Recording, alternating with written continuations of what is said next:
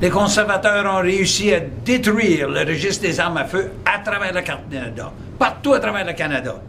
Sauf au Québec. Puis là, ils s'essayent pour aller encore plus loin s'ils peuvent. Par contre, le Québec, aujourd'hui, annonce qu'il va de l'avant, puis il va avoir son propre registre des armes à feu.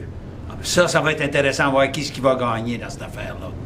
Mais, par pur hasard, aujourd'hui, ça donne être l'anniversaire, 23 ans, commémorative du massacre à l'École polytechnique à Montréal. Il sort des documents qui nous viennent de Toronto, qui montrent que les conservateurs préparent à aller encore plus loin.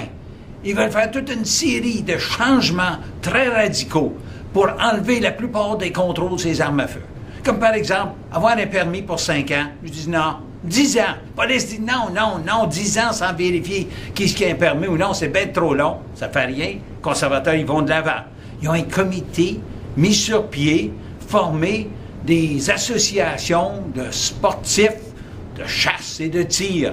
Eux autres, ils veulent de moins en moins de contrôle de ces armes à feu. Par exemple, puis, j'ai ça ici, des armes à poing, puis des armes d'assaut à usage restreint. On enlève une coupe des contrôles dessus. L'autorisation pour transporter des armes à feu, on enlève ça, pas besoin de ça. Hein? D'autres affaires comme les fusils qui sont saisis par la police, comme c'est là, la police les détruit. Non, il y a des beaux fusils. Ils disent, on devrait mettre ça en vente pour le public, aux enquêtes. Ben, c'est bien beau, ça veut dire que les bandits vont être capables de reprendre, racheter leur fusil qui a été saisi par la police. C'est comme ça tout le long. Ça n'a pas été présenté comme loi encore, mais ça vient des comités. Puis le ministre de la Sécurité publique, Vic Toews, a rencontré ce monde-là. Puis il n'a pas dit « laissez faire votre affaire », il a juste dit « on va étudier ça », puis il a fourni les documents à ses hauts fonctionnaires. Je vous dis, abolir le registre des armes à feu, ce n'était qu'un début. On voit comment loin ils sont prêts à aller.